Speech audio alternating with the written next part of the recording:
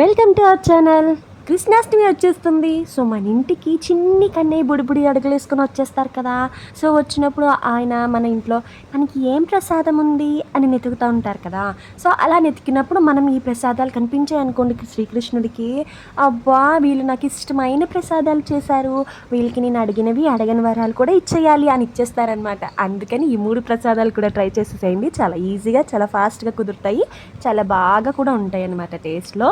So వీటికి గాను ముందుగా మనము పెనం పెట్టుకొని అందులో కొంచెం ఒక 2 స్పూన్స్ ఆయిల్ వేసుకొని అందులో కోకోనట్ ఉంటుంది కదా, కొబ్బరి, ఎండు కొబ్బరి ఉంటే ఓకే, లేదన్నా పచ్చి కొబ్బరి అన్నా పర్వాలేదు. సో చిన్న ముక్కలుగా కట్ చేసేసుకొని అవి 50 to 60% వేగిపోయినాక అందులోనే కాజు కూడా కట్ చేసుకొని వేసేసుకోండి.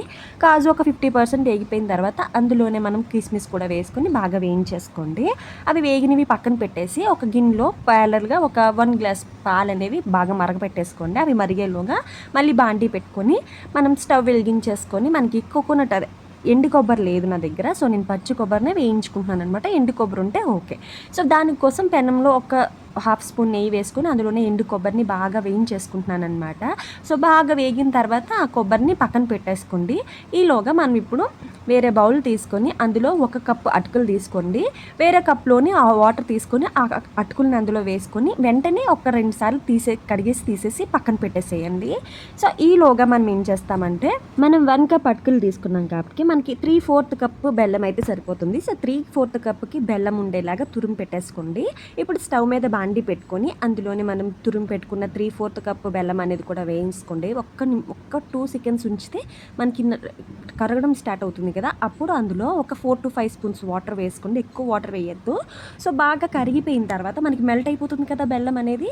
బాగా మెల్ట్ అయిపోయిన తర్వాత మనం మంచి ఫ్లేవర్ కోసం మనం ఇప్పుడు ఏం చేస్తామంటే, ఇలైచీ పౌడర్ ఉంటుంది కదా. సో ఇలైచీ పౌడర్ని ఈ స్టేజ్లోనే యాడ్ చేసేసుకోండి.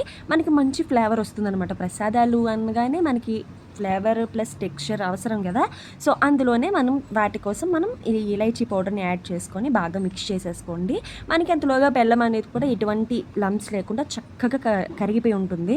ఇప్పుడు మనం ముందుగా నానపెట్టుకుని ఉన్నాం కదా, వాటర్లోంచి తీసి పెట్టుకున్నాం కదా అటుకుల్ని, వాటిని ఈ స్టేజ్లో యాడ్ చేసేసుకుంటే చక్కగా ఆ స్వీట్ని అబ్జర్వ్ చేసుకుంటాయి అన్నమాట అటుకులు. చాలా స్మూత్గా చాలా టేస్టీగా వస్తుంది. ప్రసాదం అయితే మాత్రం చాలా ఈజీ, అలాగే చాలా బాగా కూడా కుదురుతుంది. సో ముందుగా మనం వేయించి పెట్టుకున్నాం కదా డ్రై ఫ్రూట్స్, అందులో సగం ఇందులో వేసుకుంటానంటే 1 స్పూన్ నెయ్యి కూడా వేసుకొని ఒక్క 5 మినిట్స్ అలా కలుపుతూ ఉంటే మనకి చక్కగా రెడీ అయిపోతుంది. సో బెల్లం అటుకులు రెడీ అయిపోయాయి. సో ఇప్పుడు మనము అటుకుల లడ్డు కోసం మనం ఏం చేస్తామంటే, సేమ్ మళ్ళీ 1 కప్ అటుకులు తీసుకొని బాండి పెట్టుకొని స్టవ్ వెలిగించేసుకొని అందులో ఒక 1/2 స్పూన్ నెయ్యి వేసుకొని అందులో 1 కప్ అటుకులు వేసుకొని బాగా లో టు మీడియం ఫ్లేమ్లో పెట్టుకొని బాగా కలుపుతూ వేయించేసుకోండి అటుకుల్ని. మనకు చూసారా పట్టుకుంటే విరగాలి, అలా అయ్యేంత వరకు వేయించండి. సో బాగా వేగిన తర్వాత స్టవ్ ఆఫ్ చేస్తే పూర్తిగా చల్లారిపోతే చూసారా ఎంత చక్కగా బ్రేక్ అవుతున్నాయో. సో బాగా చల్లారిపోయిన వాటిని ఒక మిక్సీ జార్ తీసుకొని అందులోనే మనము ఈ అటుకులు కూడా వేసుకొని పల్స్ మోడ్లో మనం గ్రైండ్ చేసుకుంటే చక్కటి సన్నటి సూజీలాగా ఉంటుందన్నమాట. నన్ను నమ్మండి, ఎంత బాగున్నాయి తెలుసా లడ్డూలు, చాలా బాగా కుదురుతాయి. ఒకసారి ఇలా ట్రై చేసి పెట్టండి, మీరు ఇంట్లో కూడా చేసుకుంటారు, అంత బాగుంది.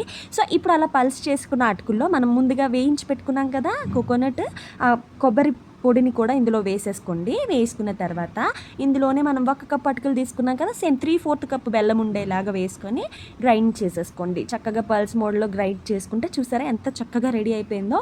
ఇప్పుడు అదంతా కూడా మనము ఒక ప్లేట్లోకి తీసుకుంటే మనకి ఉండలు చుట్టుకోవడానికి ఈజీగా ఉంటుంది అన్నమాట.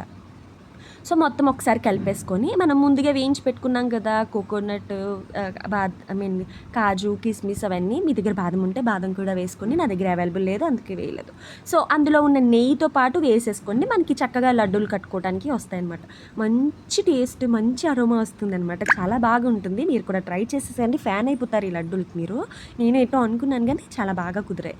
సో మీరు హ్యాపీగా మీకు ఎంత ఇష్టమైతే ఆ సైజులో మీరు లడ్డూలు చుట్టేసుకుంటే మనకి చాలా బాగుంటాయి. నాకైతే 6 to 7 లడ్డూలు వచ్చాయి.